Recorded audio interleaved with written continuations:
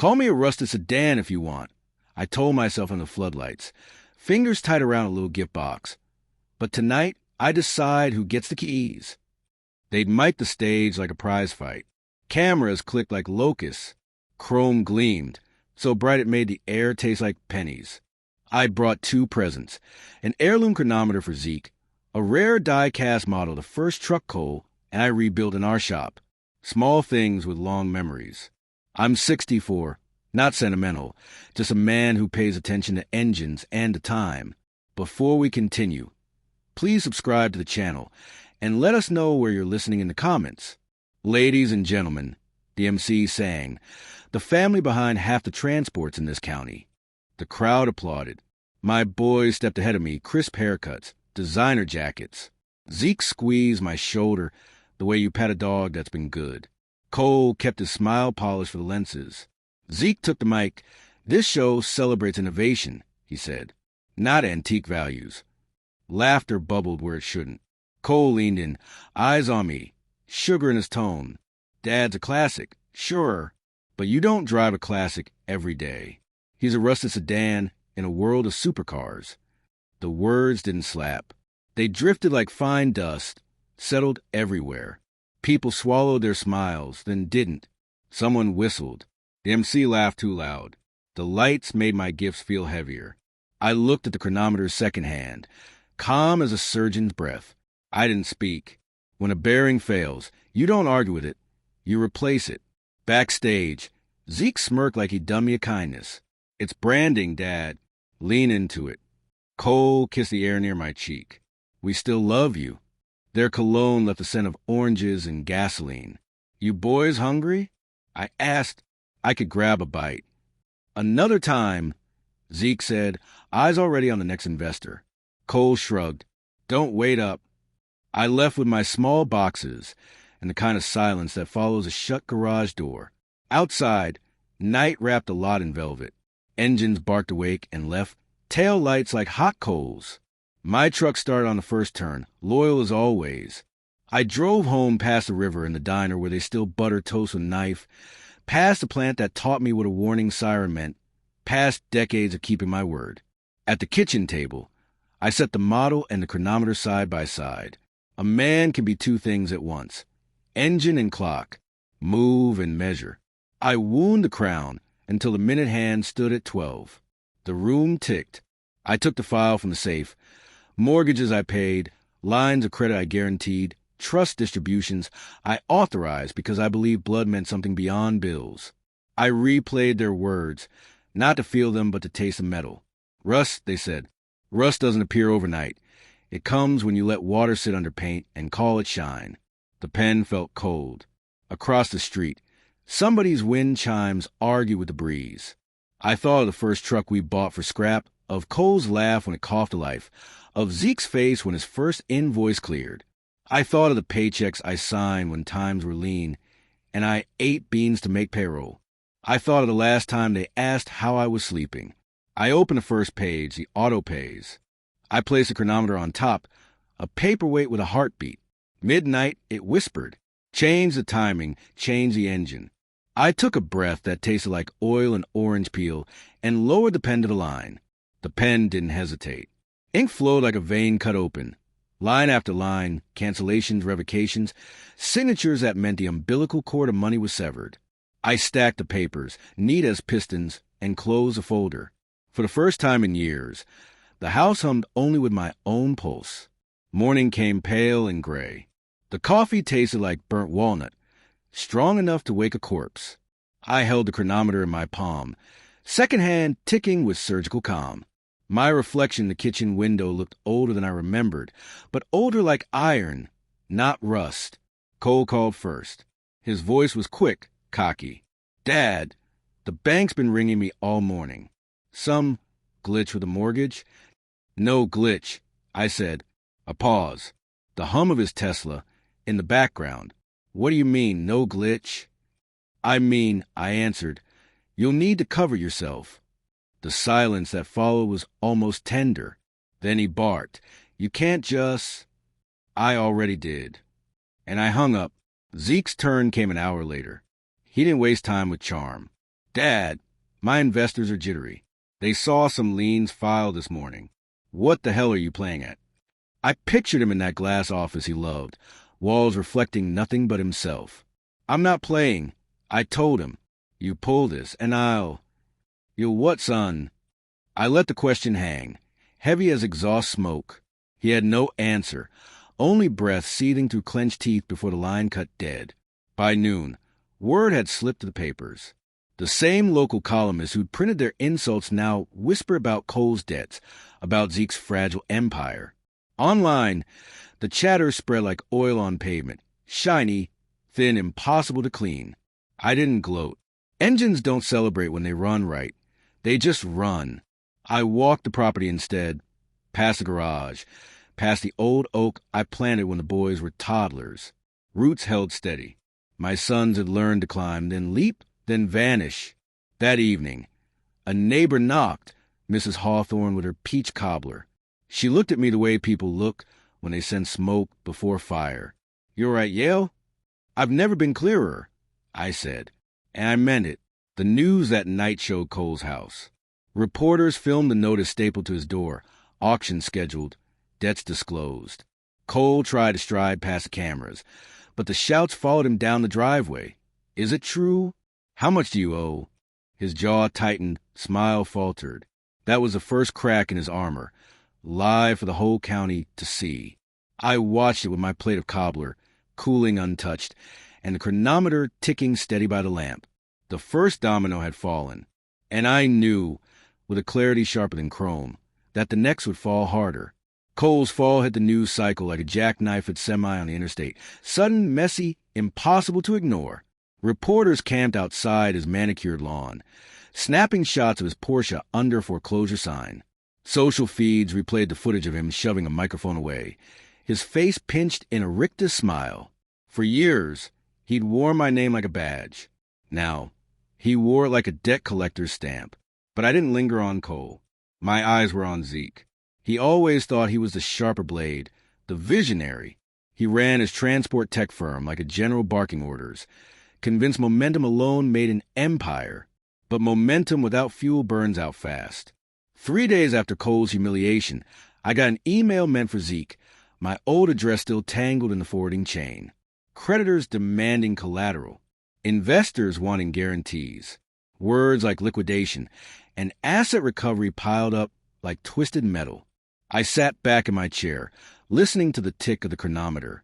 Each second-hand sweep was another screw loosening in his kingdom. By midweek, it came undone. News footage showed a convoy of flatbeds hauling away his fleet. Shiny trucks with his logo, engine silenced. Workers stood out front, arms crossed, watching their paychecks vanish into traffic. A reporter's mic caught him outside the office. "Mr. Hamilton, what's your plan? Is this the end of Hamilton Logistics?" Zeke tried to grin, but the grin cracked. "Temporary restructuring," he said, voice thin. Behind him, a partner whispered to another and walked off camera. Abandoning ship, plain as day. I watched from my living room, coffee cooling in my hand. Once again, the county saw what I saw. 2 sons who mocked their father's age, now stripped of their toys, their houses, their illusions. And neither could blame me out loud. To admit I pulled the plug would mean admitting they'd lived off my current all along. That night, Cole called again, drunk this time. His words stumbled. "You're killing us, Dad. You're—" A hiccup swallowed his threat. "Fix it. Please." I almost pitted him. Almost. But pity is just rust. It eats its steel if you let it sit. "No, son," I said, calm as a torque wrench clicking home. "I'm not killing you. I'm letting you live the way you wanted, without me." The silence was longer this time, thick with his breathing. Then the line went dead. An hour later, another call. "Zeke." His voice shook, not with drink, but with fury. "You don't get it, old man. This isn't just money. It's my name, my reputation. You're dragging it all down." "No, Zeke," I told him. "You did that yourself when you forgot who built the road you're driving on." He cursed, a string of words hotter than exhaust pipes, then spat the final one. "Rust?" And he hung up. I set the phone down and looked at the die-cast model truck. still waiting in its unopened box. My hands traced the sharp edges of the cardboard. Once it had been a gift. Now it was a relic. 2 suns, 2 cracks. But cracks spread, and when they meet in the middle, the whole structure collapses. That was the next inevitability, waiting just around the bend. The cracks met sooner than I expected. Brothers who once toasted deals together now circled each other like wounded dogs. Cole's house had already slipped from his grip. Sold to the highest bidder. He moved into a rented condo that smelled of bleach and old carpet. Hardly the stage he once bragged from. Zeke, meanwhile, prowled the wreckage's gutted office, jaw tight, phone glued to his ear. Their empire wasn't just crumbling, it was rotting from inside. The first real fracture came at a bar downtown, where someone filmed them. Cole leaning too close, voice sharp at alcohol. "You were supposed to cover me. You promised." Zeke snapping back, face flushed. "Cover you? I had to shovel your mess for years. You're dead weight." The video hit the local feed before dawn, and by breakfast, half the county was watching my sons tear at each other like scavengers over a carcass. I didn't need to savor it. The world was doing that for me. Neighbors mentioned it with raised brows at the diner. Former employees of mine, good men, steady hands, shook their heads in quiet vindication. Even strangers at the gas station murmured, "A shame, after what their father built." The third act of humiliation came on a stage just as bright as the first. Zeke, desperate to save face, held a press conference at the Civic Center. He stood under banners that once shouted success, now drooping like wet laundry. Cameras rolled. Microphones sprouted like weeds. He tried to spin the downfall, a temporary restructuring, fresh capital incoming, but his voice betrayed him. Then Cole stormed in late, hair uncombed, shirt wrinkled. "You liar," Cole shouted, shoving past reporters. The room buzzed like a kicked hornet's nest. "You told me we'd fix it together, but you left me to drown." Zeke froze, blinking at his own brother under the lights. The press leaned forward, salivating. "Cole," he hissed, "not here." But Cole was already red-faced, shouting every debt, every betrayal. Their secret spilled across the microphones, live-streamed to the world. People laughed, audible, cruel laughter, just as they had when they called me Rusted Sedan. I watched from my kitchen, coffee cooling in my hands, the chronometer ticking steady by the window. That sound was the only applause I needed. Later that night, Abel from down the street stopped by, broad-shouldered, hands still rough from construction. He set a six-pack on my porch. "Hell of a show tonight," he said. "Never thought I'd see 2 princes torch their own castle." I nodded. Every engine eventually seizes if you don't oil it. He laughed, a deep, honest laugh. "You talk like my granddad. Sit with us sometime. Evangeline makes a mean stew." I watched him walk back to his porch, where his little girl, Ingrid, waved in the glow of the porch light. I raised my hand back. For the first time in months, the night didn't feel so hollow. But I knew better than to mistake warmth for weakness. My sons weren't finished, and neither was I, because when an engine runs as hot, the explosion is never far away. The days after the press conference brawl carried a strange quiet, like the silence that follows a storm but still reeks of ozone. Everyone in town had seen the footage. 2 grown men, my sons, throwing each other to the wolves under fluorescent lights. What should have been their kingdom was now a circus, and the audience was laughing. I didn't celebrate. Vengeance is never champagne and confetti. It's the steady turning of a wrench, knowing each click brings a whole machine closer to its final stall. I spent my mornings walking the neighborhood, coffee in hand, nodding to folks who'd once looked at me only through the prism of my boy's success. Now they greeted me directly, morning Yale, with honest eyes. I realized how long it had been since someone said my name without attaching it to theirs. One afternoon, I found Abel fixing his fence. "Need a hand?" I asked. He grinned, sweat on his brow. You've run companies. Don't think you want to wrestle with splinters." I built my first rig with a hammer and a pair of cracked goggles. I said, taking up a post. "Splinters don't scare me." We worked side by side until the sun dipped low, and Evangeline called us in for stew. Their little girl Ingrid was drawing at the table. Cars, bright and crooked, racing across the page. She looked up and asked, "Mr. Yale, do you like old cars?" I almost laughed. I've lived my whole life with old cars. She dug in her pocket and pulled out a tiny object, tarnished but intact. A brass keychain with a miniature steering wheel. It was my grandpa's. He said it meant you can always choose your road. She pressed it into my palm, no hesitation. For a moment, the weight of it stole my breath. My own sons had mocked me for being old, useless, rusted. And here was a child, unguarded, giving me a relic as if I were worthy of trust. "Thank you, Ingrid," I whispered, closing my fists around it. That night, under the yellow light of my kitchen, I placed the keychain beside the chronometer and the die-cast truck. 3 symbols, 3 voices, time, effort, and choice. My sons had tossed theirs aside. A stranger's child offered hers freely. The irony bit deep. Meanwhile, the fallout worsened. Cole's condo was raided by debt collectors, his luxury furniture hauled down in front of neighbors with cell phones ready. He tried shouting, tried shoving, but the videos went viral. Cole Hamilton, once golden boy, now red-faced and humiliated in sweatpants. Zeke fared no better. His partners filed lawsuits, dragging his name through court dockets that would outlive his last dollar. He appeared on local radio, desperate, voice trembling. "It's temporary, just a miscalculation." But callers laughed, openly, cruelly. Public ridicule had become their shadow. I didn't need to twist the knife. They were carving themselves open. Still, vengeance wasn't complete. They hadn't yet understood what it meant to truly lose me. Not just money, not just a reputation, but the blood tie they'd taken for granted. I opened the safe again and drew out the thick envelope. The will. My pen hovered, steady as the chronometer's hand. With a single stroke, I could erase them from my legacy forever. But I didn't sign. Not yet, because the final blow, the one they'd never recover from, needed perfect timing. And I intended to let the clock tell me when. The clock told me sooner than I thought. It was a Thursday evening when the phone rang. Zeke this time, his voice stripped of polish.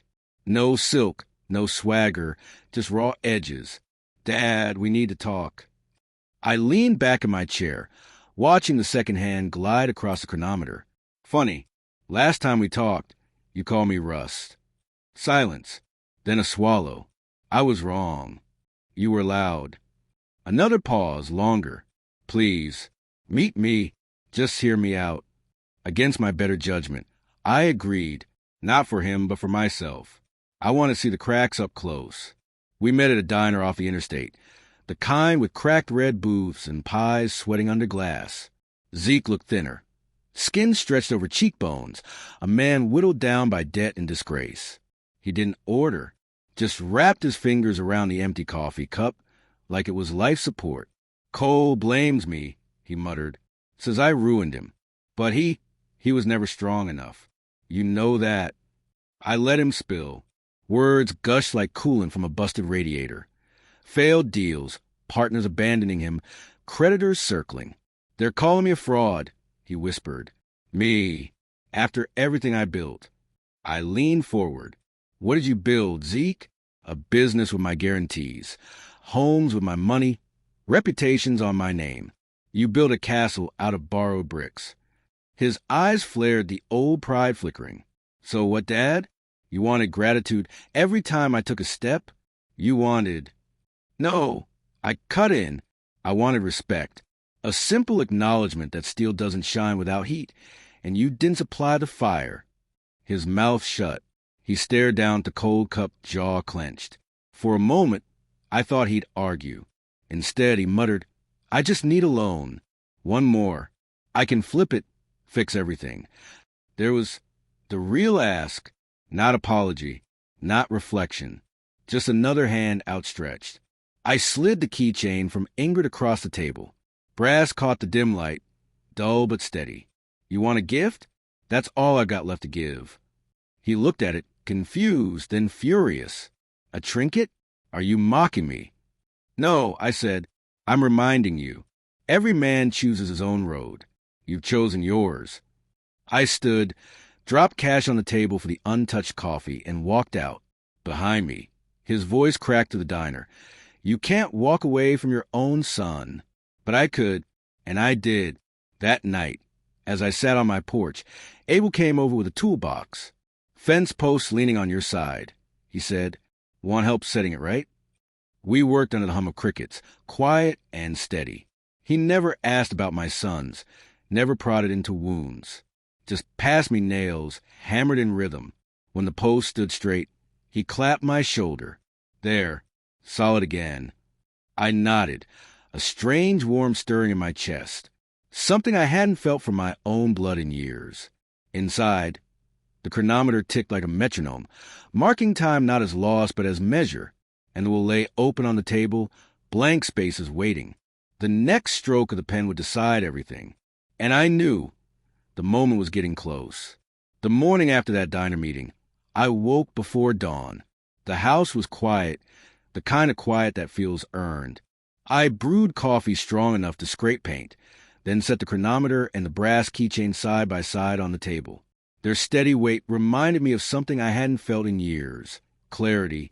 I opened the will again. The thick pages seemed heavier than paper had any right to be.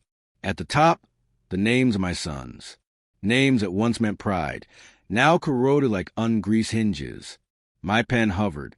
For a long moment, I just listened. To the tick of time, the hum of the refrigerator, the faint song of birds outside. Ordinary sounds. Solid sounds. The sound that remain when vanity burns away. Before I could sign, headlights swept across my window. Tires crunched gravel. I closed the folder, slid it under a stack of bills, and stepped outside. Cole. His car door slammed, and out he came, hair mussed, shirt untucked, eyes wild from a night spent anywhere but home. He didn't knock. He stormed straight to me, fists tight. You cut me off, he spat. You ruined me. I stayed still. I stopped paying for you. That's not the same thing. His laugh was jagged, desperate.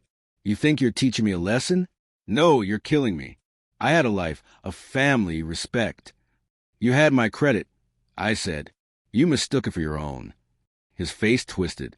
For the first time, I saw fear bleeding through his anger. Please, he whispered. Just one more loan. I'll fix it, I swear. You sound like your brother. I told him. The words hit harder than a slap. He staggered back, eyes narrowing, as a betrayal from me stung worse than a foreclosure sign on his lawn. Behind us, a screen door squeaked. Abel stood there, tool belt slung across his hip, expression cautious. Everything all right, Yale? I nodded once. Fine, neighbor. Cole sneered, catching the word. Neighbor? That's what you've got now? Strangers in pickup trucks, instead of your own blood? I didn't answer. Didn't need to. Abel stepped closer, calm as a wall, and Cole backed away. This isn't over, my son hissed. Then he peeled off in his car, gravel spraying, tail lights disappearing into dawn. The silence that followed was almost holy. Abel shook his head. Family cuts deeper than nails, he muttered. I smiled faintly. Not if you choose the wrong wood. That evening, Evangeline sent Ingrid over with a plate of cookies wrapped in foil. The little girl set them on my table, then spotted the brass keychain. You still have it, she exclaimed, eyes bright. I do, I said, letting her see it glint in the lamplight. And I think it's telling me something. What? She asked. That roads don't end where you think they do. She nodded, though I doubt she understood. But her smile carried more sincerity than 100 empty promises from my sons. When she left, I sat again at the table. We'll open, pen ready, the names waiting to be erased. And I thought, tonight, perhaps, the engine finally turns over. But I didn't sign. Not yet, because timing is everything.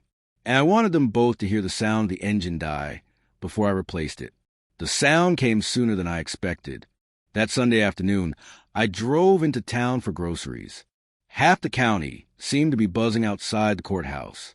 Reporters clustered like flies around a trash can, microphones raised, cameras flashing. At the center stood Zeke, tie askew, hair uncombed, eyes hollow. Beside him, his lawyer shuffled papers like a man sweeping ashes into neat piles. "Mr. Hamilton," a reporter shouted, "is it true you're filing bankruptcy?" Zeke tried to smile, but it died on his lips. "It's a strategic reorganization," he mumbled, voice trembling. Another voice cut sharper. "What about accusations of fraud?" The crowd rippled with laughter. Actual laughter. Men and women who once clapped at his ribbon cuttings now smirked as he sweated under the sun. Public humiliation number 3. Complete merciless. Broadcast on every channel. I stood at the edge, bags of groceries in my arms, and for a fleeting second, his eyes caught mine. He froze, just long enough for the cameras to follow his gaze. Then he looked away, as though my presence alone stripped him down to the boy he used to be, the boy who begged me to teach him how to change brake pads. I didn't stay. I let the crowd devour him. At home, I stacked cans in the pantry and set the loaf of bread on the counter. Abel came by, eyebrows raised. "You see it?" "I did." "Damn shame," he said. "But I'll admit, poetic." I said nothing. I need to. That night, the phone rang again. This time, Cole. His voice was ragged, desperate, thick with liquor. "They're laughing at us, Dad. Everywhere. At me, at Zeke. You happy now?" I listened to the clock tick. "Happiness has nothing to do with it." "What then?" he snapped. "Revenge? You want us begging?" I stayed silent. "Because if that's what you want," his voice cracked, "you win. I'm begging. Please." I closed my eyes, felt the weight of the keychain in my pocket. "No, son. This isn't begging. This is just noise." And I hung up. The house was quiet again, but my chest was not. Vengeance had its sweetness, but bitterness clung to the aftertaste. Blood runs deep, even when poisoned. Later, Ingrid knocked at the door, clutching another drawing. This time, it wasn't cars. It was a house, small and square, with smoke curling from the chimney. "That's yours," she said proudly. "I drew it because you look happy there." I studied the picture, the crooked windows, the smiling stick figure on the porch. Something inside me shifted, subtle but undeniable. My sons had dragged my name through mud, but this child, with crayons and kindness, painted me back into a home. I pinned the drawing to the fridge. Then I sat with the will again, pen ready. The names glared up at me like rust spots on chrome. I exhaled slow, steady, and with one stroke, I struck them out. The sound of the pen on paper was louder than any applause, sharper than any insult. It was the sound of an engine finally dying, so I could start a new one. The ink dried fast, black and final. I stared at the paper, my hand steady, my chest steady. But somewhere deeper a tremor rolled through me. Erasing your own children from a will isn't just paperwork. It's surgery without anesthesia. You cut, you bleed, you keep cutting until only clean steel remains. I closed the folder and slid it back into the safe. No celebration, no sigh of relief. Just the tick of the chronometer. Faithful as always. The next morning, Abel waved me over from his porch. "Got something for you," he said. He led me into his garage, dim and full of the smells I knew better than cologne. Sawdust, oil, old rubber. In the corner sat a battered pickup. Fenders dented, paint sun-faded. "Doesn't run," Abel said. "But I figure a man like you doesn't mind a challenge." I ran my hand across the hood, steel cold as memory. "She's not dead," I said.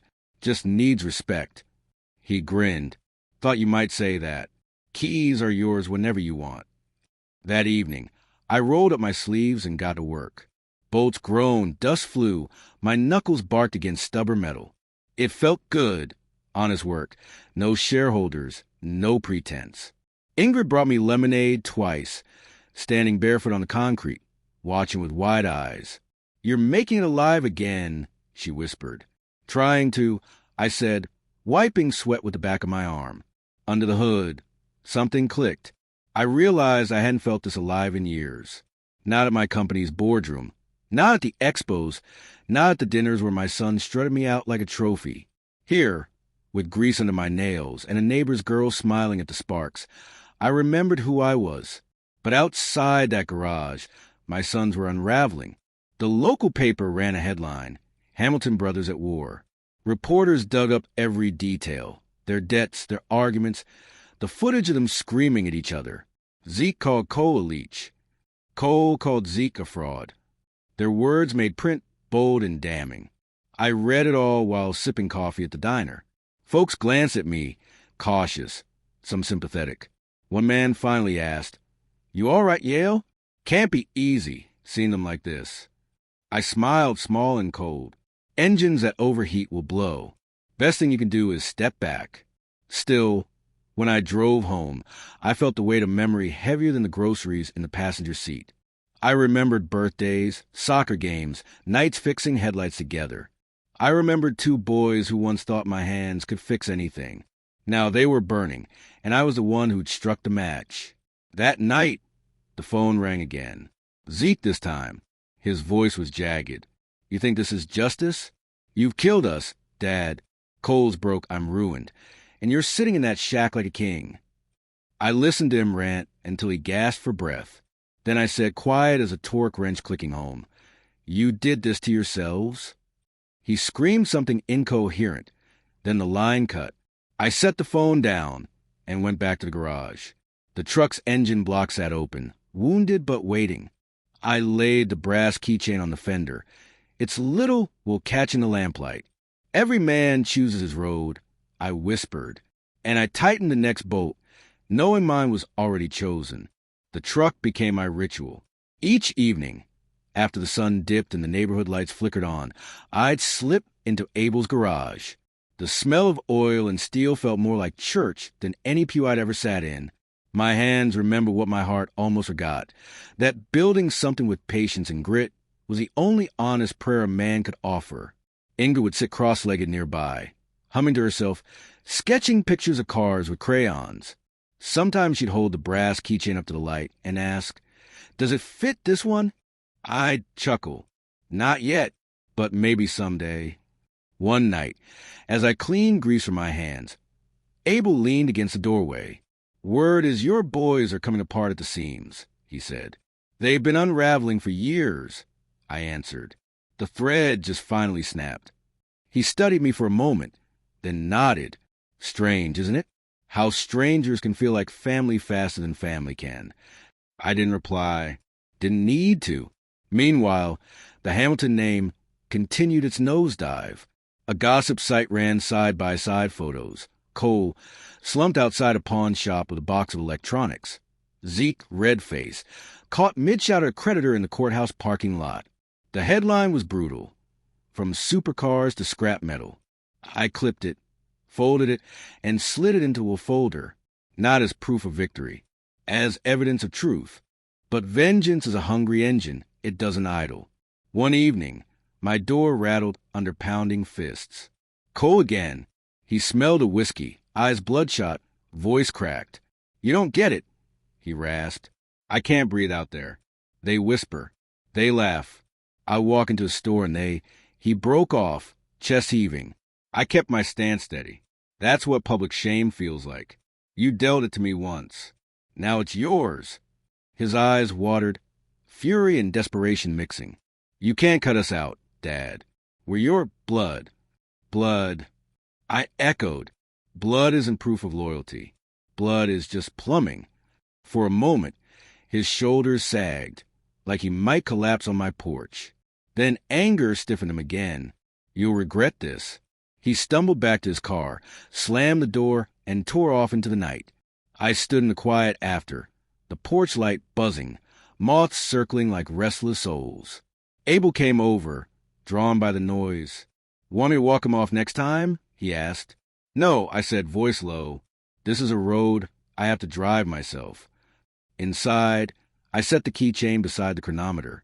Brass and steel. Choice and time. Both pointing in the same direction. The engine in the garage was nearly ready. The engine in my life was revving for the final lap. And I knew the next turn would decide everything. The next turn came on a Tuesday morning. Sky low and gray, air thick with that restless stillness before storm. I was tightening the last bolts on the pickup's engine when my phone lit up. Unknown number. I almost ignored it, but something in my gut told me to answer. Dad. Zeke's voice cracked through static. He's gone too far. Who? I asked, though I knew. Cole. He showed up at my place last night screaming. Neighbors called the cops. He swears I ruined him on purpose. Says I fed the reporters. He tried to hit me. I wiped grease from my hands, watching the brass keychain swing from a mirror. And what did you do? Zeke's breath rattled. I locked him out, but he's not letting this go. He wants blood. Yours, mine, it doesn't matter. I said nothing. Let the silence stretch. Engines sputter when the tank's empty. Men sputter when their excuses run dry. Finally, he whispered, Don't you see? You lit the fuse, Dad. You wanted us broken. Well, we are, and now we're breaking each other. The line went dead. I stood there. The pickups had opened like a rib cage. The air in the garage heavy. Abel appeared at the doorway, wiping sawdust from his shirt. You all right? I shook my head once. They've turned on each other. He sighed. Maybe that's justice. Maybe, I said, or maybe it's just ashes. That evening, rain came hard. Thunder growled across the valley. I sat at the kitchen table. The wolf folder opened once more. The names of my sons were gone, erased, struck through, silent as tombstones. In their place, lines marked for scholarships, for children who deserved chances my boys had wasted. The pen waited for a final signature. But my hand didn't move. Not yet. Instead, I opened the window. Rain swept in, cool and clean. The smell of wet earth filled the room, sharper than any cologne. I thought of Cole's face when he first drove the truck we rebuilt together, Zeke's grin when his first contract came through. I thought of the pride I once carried like a second spine. Then I remembered the stage. The lights. Their laughter. Rusted sedan. That memory burned hotter than any thunder outside. I closed the window, locked it against the storm. Later, Ingrid knocked, rain dripping from her braids. She held up a drawing, me standing beside the old pickup, the brass keychain huge in my hand like a medal. This is you, she said proudly. The driver. For the first time in years, my throat tightened. Thank you, sweetheart. I managed. When she left, I stared at the picture taped to fridge. Driver, not passenger, not rusted. The storm outside cracked the sky open, lightning bright as a camera flash. And I knew the road to the final reckoning was waiting, slick and dangerous. The only question left was, who would skid out first? The storm didn't quit overnight. By morning, the streets gleamed slick as glass, and the sky still hung heavy, bruised purple at the edges. I brewed coffee, sat at the table, and stared at Ingrid's drawing on the fridge. The driver, a stick figure with a square jaw and a brass keychain clutched in his fist. Sometimes children see more truth than grown men ever can. My phone buzzed again. This time, Cole. His voice was hoarse, almost unrecognizable. He's trying to destroy me, Dad. Zeke! He's feeding the press lies. Telling everyone I'm a drunk, a thief. He wants me finished. I let the silence stretch until he pleaded. Tell me you'll help. Tell me I still matter to you. I looked at the chronometer ticking steady beside my coffee. You mattered when respect mattered. I said finally, now all you want is rescue. You're cold, he whispered. Colder than him. I didn't think you could. He broke off, choking on whatever words were left. I hung up before he could finish. By midday, the county paper ran a front-page photo. Cole slumped on the curb outside a bar, face buried in his hands, with the caption fallen Hamilton air. His humiliation was now immortal, etched in black and white for every gas station counter and diner booth to see. I clipped the article and slid it into the folder, right beside Zeke's bankruptcy headlines. Not trophies, just truth stacked neat, undeniable. That night, Abel invited me for supper. Evangeline served stew that warmed the bones, and Ingrid showed me another drawing. This one a road winding into the horizon, my pickup at the center, smoke curling from the exhaust like a banner. This is where you're going, she said. Where's that? I asked. She tapped the page with her crayon. Away from the bad guys. The table chuckled, but I didn't. Her words sank deeper than she knew. Away. That was the road. After supper, Abel walked me back to my porch. Rain dripped from the eaves. You've given them enough rope, Yale. Any more, they'll hang themselves. They already are, I said. The question is whether I cut the rope or let them swing. He studied me, then clapped my shoulder. Whatever you decide, don't let them drag you down with M. I sat alone in the house. The will open on the table, the pen waiting. The pickup in the garage sat half alive, engine eager but not yet roaring. Outside, thunder rolled again, low and hungry.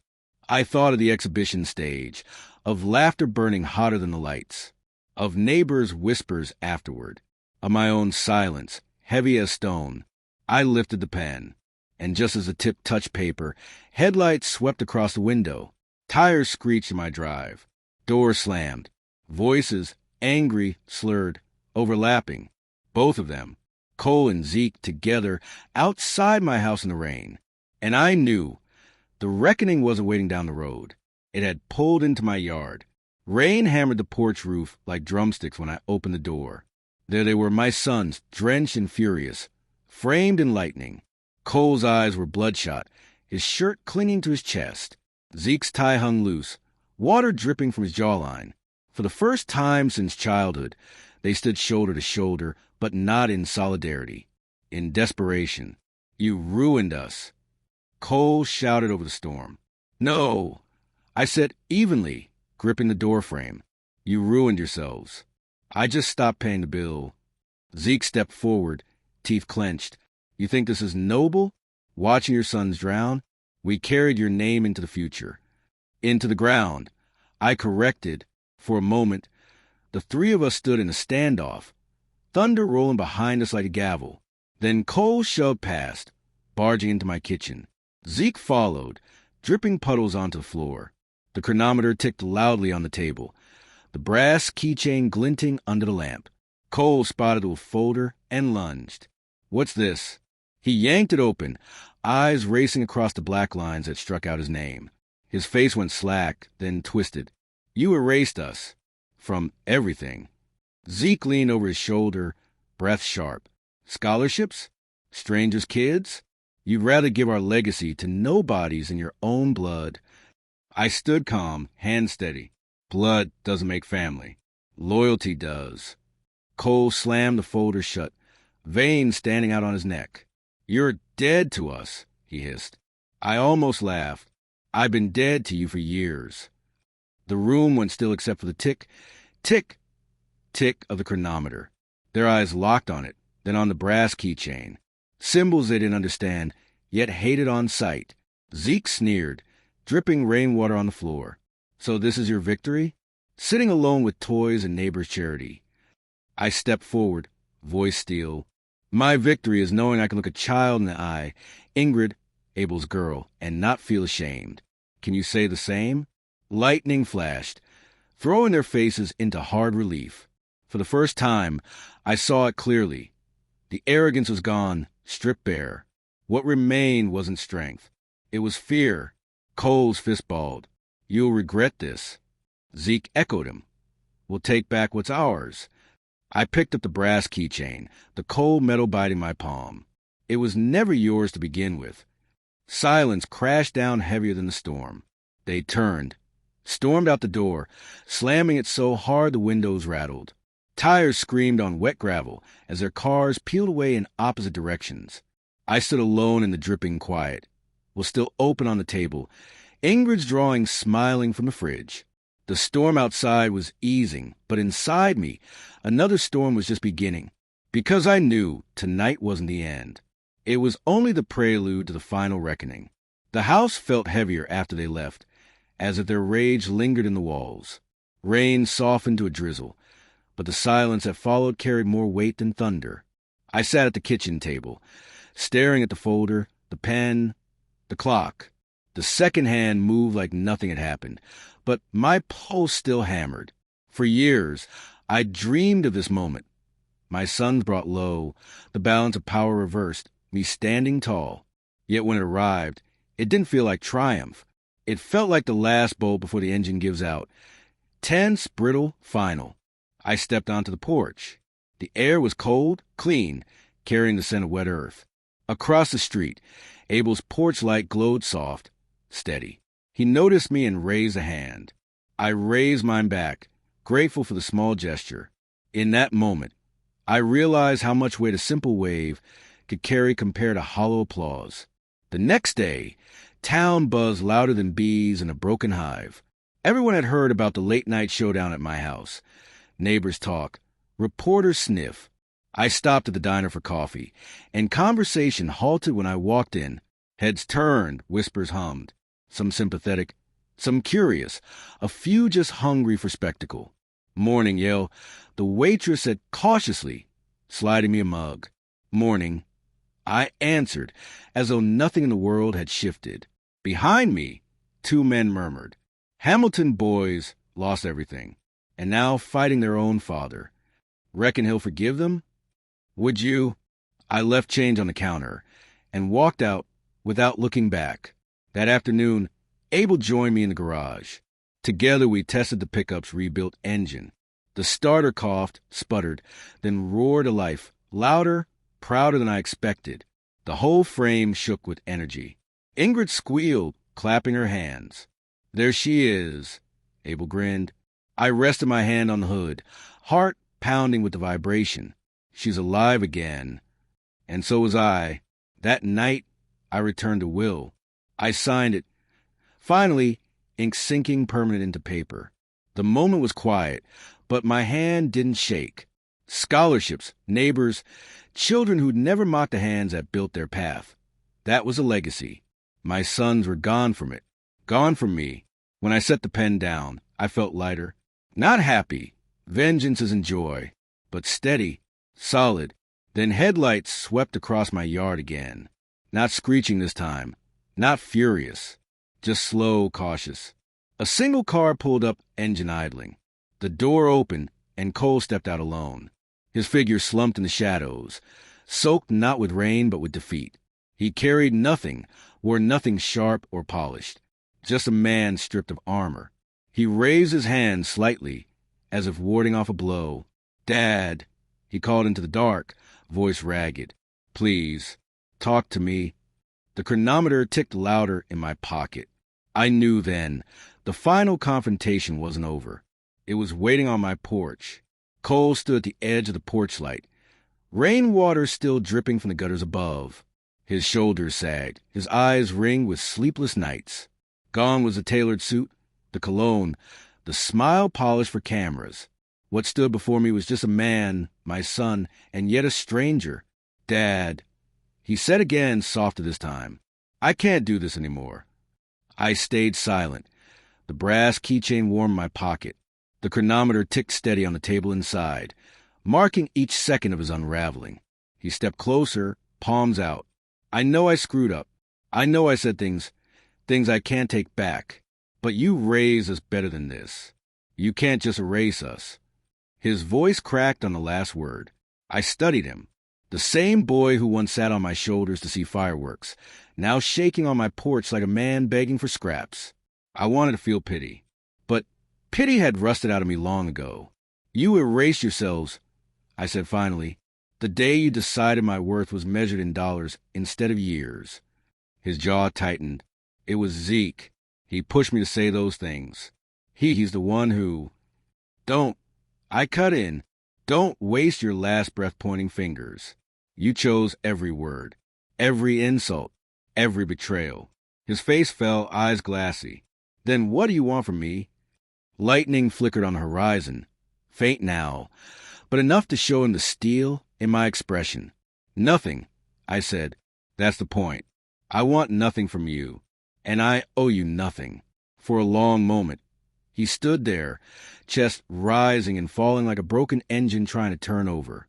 Then he nodded, slow, defeated. "So that's it. We're finished." I didn't answer. He turned, shoulders hunched, and walked back to his car. No slam of the door this time. No screech of tires.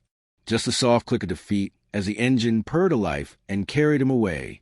Inside, I sat at the table again. Sign wheel in front of me. Ingrid's drawing smiling from the fridge. The keychain and chronometer side by side, symbols of time and choice. For the first time in months, I felt a strange calm. The storm was nearly spent. But deep down, I knew one more reckoning remained. Because where Cole showed weakness, Zeke would only show rage. And rage, when cornered, is more dangerous than any storm. Zeke came at dawn. No headlights, no warning, just the crunch of gravel and the slam of a car door. I was already awake, sitting with coffee and the wheel in front of me, waiting like a man who hears the engine knock before it seizes. He burst through the porch door without knocking, eyes red, suit rumpled, hair plastered with sweat though the morning air was cool. Rage clung to him like gasoline fumes. "You think you won," he spat, voice raw. "You think cutting us out of your papers makes you king? You're nothing, an old man in a shack." I didn't move.